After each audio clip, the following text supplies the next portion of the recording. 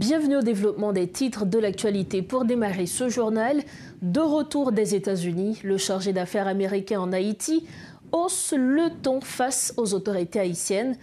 Au lendemain de l'autorisation donnée par le Conseil de sécurité de l'ONU pour le déploiement d'une force de répression des gangs en Haïti, Henry Oster presse le Conseil présidentiel de transition de présenter un plan concret et un calendrier électoral. Washington veut accélérer la fin de la transition et replacer le pays sur la voie des élections, alors que l'insécurité et l'instabilité politique continuent de s'aggraver. Le moment est venu pour le CPT et les membres du gouvernement haïtien d'assumer leurs responsabilités en présentant un plan précis, assorti d'un calendrier pour les élections et la transition politique, a déclaré le diplomate américain, rappelant que les postes politiques ne sont pas à vie. Le colonel Imler Rebu, leader du GRE. Colonel, bonsoir, merci d'être avec nous. Bonsoir madame, merci pour l'invitation. Le chargé d'affaires américain Henry Oster presse le Conseil présidentiel de transition de présenter un plan concret et également un calendrier électoral. Quelle est donc votre réaction ? Bon, un petit peu étonnant parce que les États-Unis viennent tout juste d'introduire et de réussir à faire passer une résolution au niveau du Conseil de sécurité pour tenter de régler les problèmes de l'insécurité, qu'ils exigent un plan du gouvernement haïtien. Premièrement, je pense que ça aurait pu se dire dans la confidentialité diplomatique. Ça a été fait publiquement. Et comme j'étais au cours d'une pause café, je me demandé si c'était un café en mai, une tasse café en mai. Si je ne sais pas si le café était douce, ou bien si c'était une tasse café en mai, je partagé au gouvernement. Mais ça aurait pu se faire à travers les canaux diplomatiques.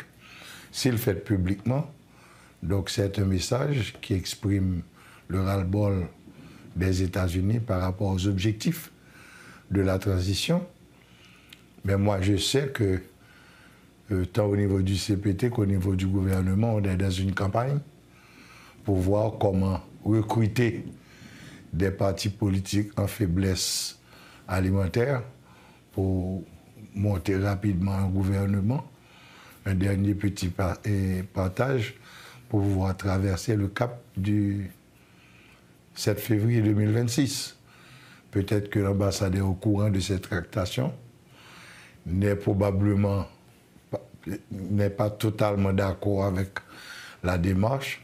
Donc, ils ont lancé un warning. Mais je vois comment on peut arriver en 4 mois à faire ce que l'on n'a pas su faire en 14 mois. Les structures pour l'organisation des élections, la première condition, suivant ce qu'avait dit le CPT et le gouvernement, c'était le vote par référendum d'une nouvelle constitution.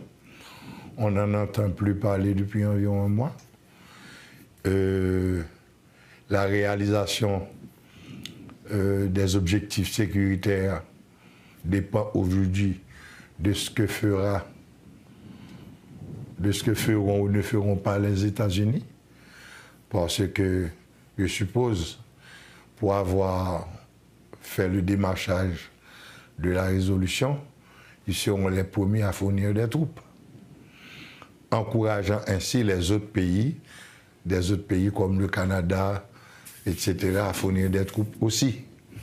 Donc, pour arriver à atteindre cet objectif, il faut d'abord réunir les troupes, il faut les faire venir, il faut assurer la logistique, assurer le financement. Dans la résolution, il était dit que ça va être financé de manière à travers des contributions volontaires. Donc, ce n'est pas à travers le budget de l'ONU, bien que je vois des entrecroisements qui se font en évoquant le chapitre 7, la liberté pour les troupes d'opérer. Moi, j'attends que les troupes soient réunies, qu'elles soient convoyées en Haïti, avec tout ce qu'il faut comme matériel et équipement. Et je suppose que le plus gros effort sera fait par les États-Unis. Donc, le rétablissement de la sécurité va dépendre des actions de cette force conduite par les États-Unis. Donc, je pense que les conseillers présidentiels vont trouver un prétexte pour dire que j'attends que vous assuriez la sécurité, nous autres, nous allons faire les élections. Et quel effet est-ce que vous croyez que cette pression, on va dire, pourrait avoir sur les membres du Conseil présidentiel de transition et également sur les membres du gouvernement? Bon, je ne pense pas que les membres du Conseil de transition, le Conseil présidentiel de transition, c'est le monde qui prend pression dans le monde. C'est les qui passent 14 mois de pression là, et c'est quand le canari de l'eau à vider sous elle, il n'est pas rentré touché pour eux. Et moi, je crois que les gens habitués à ce mode de pression, ce mode de pression, les États-Unis n'ont pas passé. Il a été bien tranquille, il a joué la montre jusqu'à ce 7 février arrivé. Et puis, là, ça a dit allez à Jacta S. Le son est jeté. Donc, ça l'a passé, j'ai le passé. Et c'était plus ou moins le cas pour le docteur Ariel Henry aussi. Donc, il y aura une évacuation. Et puis, mais l'idéal pour les États-Unis, il eût été que tu as fait élection, ça qu'on n'est pas qu'à faire. Ouais, aussi peu de temps. C'est à eux de s'entendre pour voir comment ils vont se sortir du boubier. Alors, nous avons un message récent que l'ambassade des États-Unis publié, l'invité tout le monde qui a une information sur des chefs de gang, comme Jimmy Cherizier, Lamont Sanjou, pour ne citer que cela, à contacter eux. Est-ce que, ou ouais, dans des démarche ça, il y a une véritable façon pour dire, OK, puisque je dis là, n'a mis pression pour élection organisée, n'a aidé au mieux que capable sous tous les fronts, par tous moyens, pour nous rétablir la sécurité? Moi, pas quoi. Moi, pas quoi parce que prédécesseur chargé d'affaires qu'il a, il dit nous, il y a qui gens pour contacter gang yo, il y a pour résoudre problème de sécurité yo, il parle avec eux, donc il y a des couloirs de communication. Des journalistes étrangers sont à l'étranger, ils viennent ici, ils prennent contact avec des chefs de gang. Ils sont obligés d'assurer dans certaines couvertures consulaires. Donc, il y a des liaisons très claires et publiquement connues. D'ailleurs, le plus haut personnage de l'ambassade américaine nous l'avait dit. Donc, à faire chercher les gens qui pour des renseignements sur gang, je ne sais pas si filière viennent couper, mais moi, je connais tous les services de renseignement étrangers. Normalement, bon, ce n'était pas nécessaire que vous fait une insulte pour te dire ça publiquement. Même gens, le chargé d'affaires, tu as le droit, voyons une note diplomatique à travers le ministère des Affaires étrangères, by CPTA pour te dire ça le dit là. Parce que pas aucun pays que tu vas joindre un chargé d'affaires ou un ambassadeur qui peut prendre position publiquement sur un dossier de la politique intérieure de l'État côté l'affecté. Donc, programme propagande, si vous avez des informations sur M. Bandio pour Bayo, moi, je crois que les gens qui ont meilleure information sur l'ambassade là. Alors, il est clair qu'aujourd'hui, Jean-Noël dit tout à l'heure, aller vers des élections pour que vous passiez pouvoir avec des autorités qui élues, il semblait très difficile, pour ne pas dire impossible. Qui, Jean-Jodi, pour nous prévenir une éventuelle crise après 7 février 2026 ou bien même avant tout? C'est un bagage qui est simple. CPTA ou pas capable faire jugement de valeur sur lui. Pas capable dire li te vle, li pas vle, li pas capable de constater que li te accepte ton mandat, 1, pour te rétablir la sécurité, 2, pour te arriver à une modification constitutionnelle, et 3, pour te réaliser l'élection. Mais dans quelle raison que le gain qui fait pas arriver faire une bagage ça, c'est le jugement de l'histoire ou bien le jugement immédiat des hommes qui est capable de forcer, fournir explication parce que vous fait on débauche de dépenses. Vous même te couru bruit sur vous, bien que vous toujours protesté, dit que vous prend l'argent de l'État, bail des mercenaires pour devenir résoudre le problème. Donc, ils connaissent, ils ont un travail pour te faire. Maintenant, qui boit ça à choper? Est-ce que c'est inconscient ou inconscient? Est-ce que c'est incompétent ou incompétent? Est-ce que c'est une série de difficultés que vous rencontrez? C'est seul devant le tribunal ou bien devant le tribunal de l'histoire que vous pouvez expliquer ça. Mais toujours est-il, ils n'ont pas fait ce en quoi ils étaient engagés ou pour être fait. Les raisons sont l'autre question. C'est évident. Ils ont fait une élection. Ils ont fait une élection en 3 mois. Ah bon? Oui, ils ont fait une élection. Malgré, même si la sécurité n'a pas rétablie. C'est pas que DIA n'a pas organisé des ordres électoraux ici. D'ailleurs, toute crise. Mais là, c'est pas une bonne élection crédible, honnête, j'ai aucun dit. Pas qu'à faire une bonne élection. D'ailleurs, même les nous faire une bonne élection, gagner les étrangers ou même qu'on parle publiquement allemand des présidents pour changer les résultats de l'élection. Nous, quand on fait l'élection, nous baillons les résultats étrangers, on est quand de mon mulet, par exemple, al dit président résultat, ça n'a pas résultat, pas. Et on pile témoignage, nous prenons témoignage président René Préval sur ce sujet ça. Nous défendons élection avec les règles, les normes démocratiques, côté président Préval de 48%. Donc comme il n'y a pas de 50%, il faut le dans le deuxième tour. Les étrangers qui disent le 2, ils distribuent les votes blancs, les votes blancs au notre système. Il y a des paroles pour être distribuées. Une élection fait oui.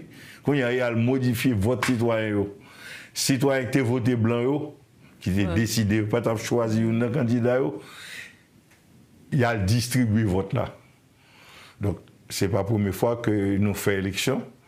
Et son seule élection, et même élection nous avons fait en Haïti, nous, tout le monde reconnaît que c'était une élection correcte, choix population était clair en 1990.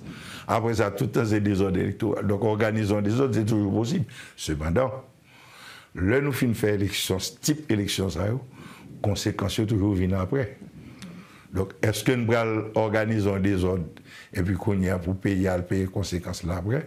Mais il est évident pour tout le monde tête droite qu'il n'y a aucune possibilité pour l'élection faite là. Maintenant, est-ce que les gens qui baillent la preuve de leur incompétence ou bien de leur mauvaise foi, nous allons dire nous mériter pour nous bailler un temps pour y le faire, pour nous bailler 6 mois pour y le faire, ça a été passé 15-16 mois, on n'a pas jamais essayé de faire. On t'a additionnel. Donc, c'est évident, la réponse c'est non.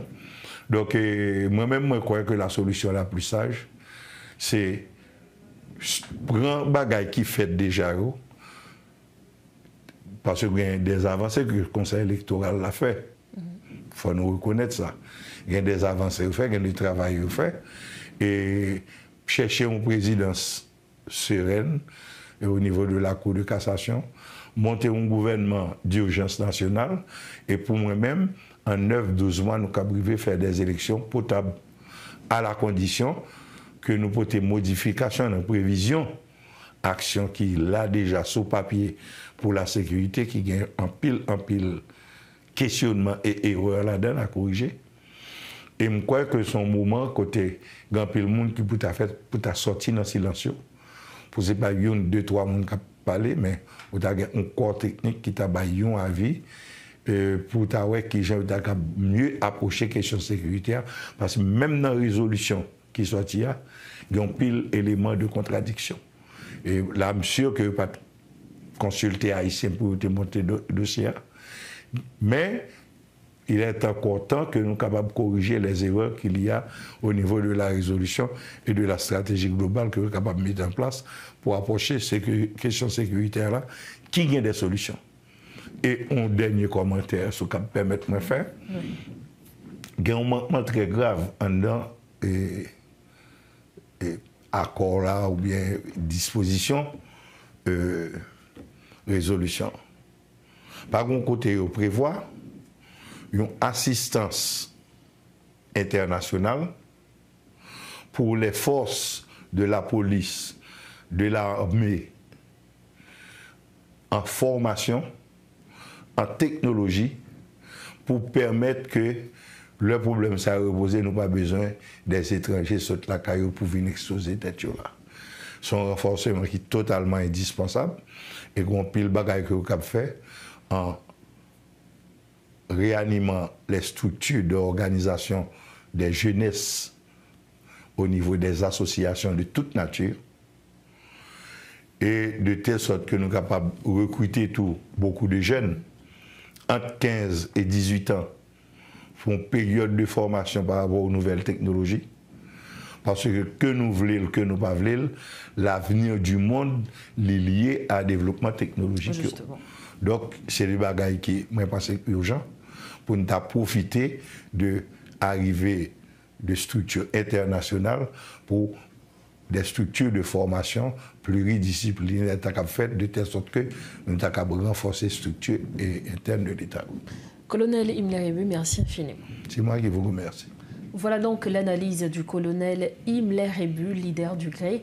Il était avec nous ce soir à Metro News.